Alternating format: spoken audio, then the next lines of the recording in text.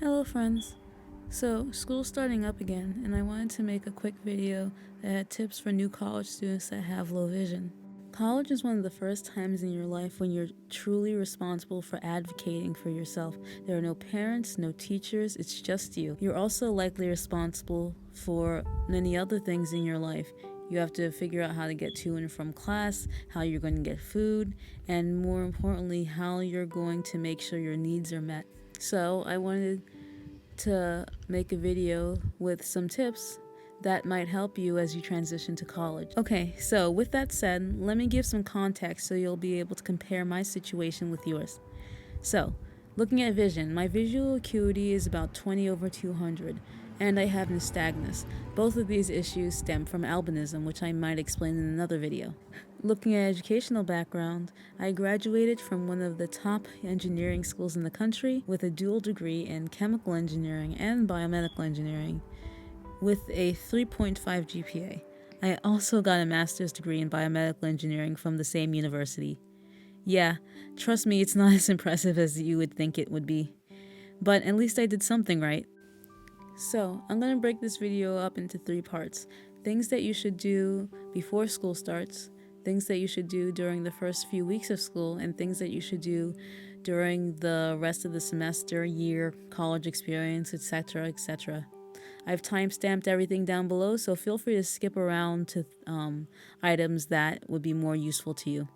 Also, if you're watching this video and you happen to have already graduated from college, or if you're a college student and you have tips you'd like to share, please feel free to leave them down below.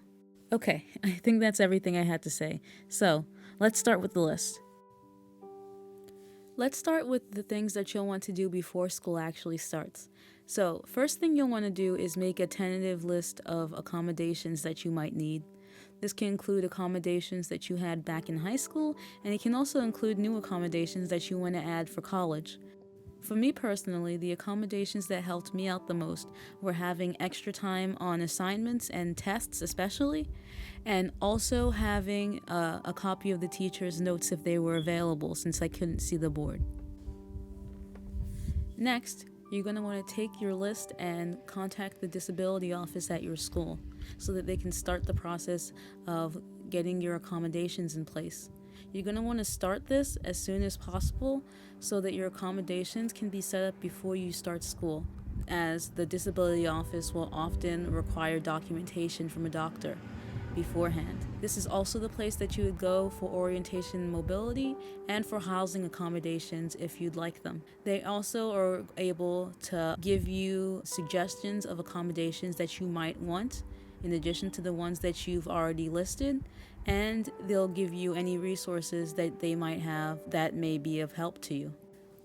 Next, if you haven't already, you might want to look into technology that might be helpful for your schoolwork, whether that be general tech like iPads for taking notes and reading textbooks, or phones that can be used to take pictures of notes or even just zoom in on the board, or even recording devices if you like to record your lectures. There's also more specialized tech like monoculars for looking at street signs and even looking at the board, or scanners that are designed to scan your textbook and read the text back to you. If you're a Braille reader, you also might benefit from having a Braille note. The point is, there's a lot of tech out there that could make your school life significantly easier, which leads me to my next point. If you can, you should try to contact the disability resource office that is in your state, or the equivalent in your country. Usually this is an office that's geared towards helping people with disabilities with higher education, vocational training, and eventually with employment. They're also good at helping you figure out which technologies may be helpful for you in school and in work, and helping you acquire the technology at little or no cost to you. Eventually, too, once you're finished with school or your vocational trade or whatever it is, they can help you with employment. Next, you're going to want to figure out how you're going to handle life stuff. If you're not used to things like finding or cooking your own food, doing laundry, cleaning, and you haven't been able to adapt those tasks to low vision, you're going to want to figure out how to do that before you start living on your own. You're also probably going to want to get organized. When your vision's not the best, the more organized you are, the better off you'll be, and the less likely you'll be to lose things. As for how to figure that out, the best way is to experiment and figure out what works for you. Finally, you're going to want to figure out how you're going to manage your workload. Oftentimes, when you have a visual impairment, you don't work as quickly as everybody else. For me personally, my reading speed suffers, and so does my ability to work at a faster pace, at least compared to my peers. So you're going to want to find solutions to compensate for this, whether that be asking for extra time on assignments or tests, or even maybe lowering your course load so that you have more time for each class. You can also do what I did and try to work more efficiently, but that way is slower, which is why I'm putting this tip at the beginning so that you have time to figure out how to learn efficiently, if that makes sense. If you're interested in that, I'd like to recommend the College Info Geek website and kind of YouTube channel. The founder of it, Thomas Frank, has a lot of good tips on productivity and working efficiently and learning how to pick up and absorb information more efficiently. The content on there is good for studying and a lot of other things that are involved with college and even past college. It's a pretty useful resource, so I'll put both the YouTube channel and the website down below. When school starts. A few days before school starts, you might want to go and explore the campus, figure out things like where the rooms of your classes are located, the best routes to those classes, the most accessible routes to those classes. Maybe figure out things like where the dining hall is or where you can find food, where the bus stops and where the amenities are. If you're a gym rat like me, maybe figure out how the gym works and whether or not it'll be functional for you with low vision. If you're commuting to school, you might find it useful to go through your route beforehand. Maybe figure out the area, figure out the best routes and the safest routes if you're driving or taking the bus. If you don't have time to do this in person, you could also do this virtually, kind of using Apple Maps or Google Maps. Once school has started and you've settled on your classes, the next step would be to talk with your professors. Try to do this in person if you can, or at least via a video conferencing app, because you'll get better feedback doing that than you would from an email.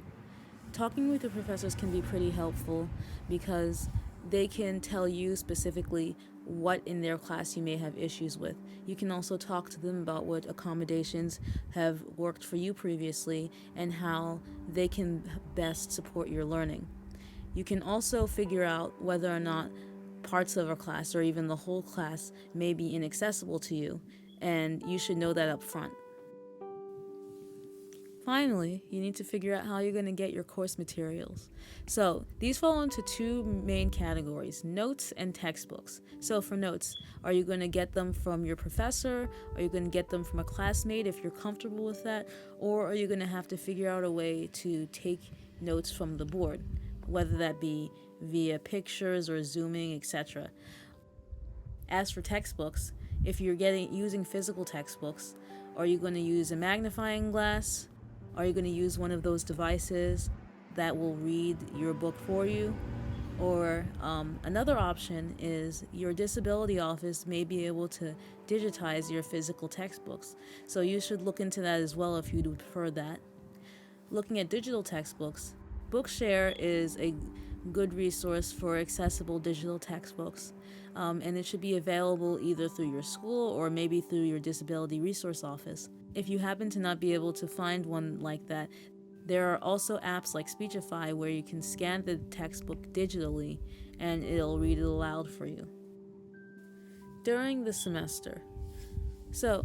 During the semester, you should be paying attention to how well everything that you've put in place before is working out for you. Are you doing well in the classes or are you still struggling? If so, maybe you can ask the professor about things that you can do to make the load on you easier.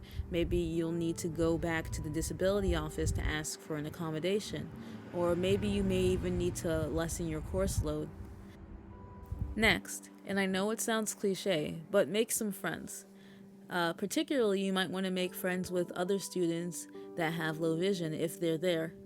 They may be able to give you tips that you may not have thought of, especially if they are upperclassmen and have more experience at that specific school. In general, you want to make friends with people that have more experience in the school than you do. They can help you with a ton.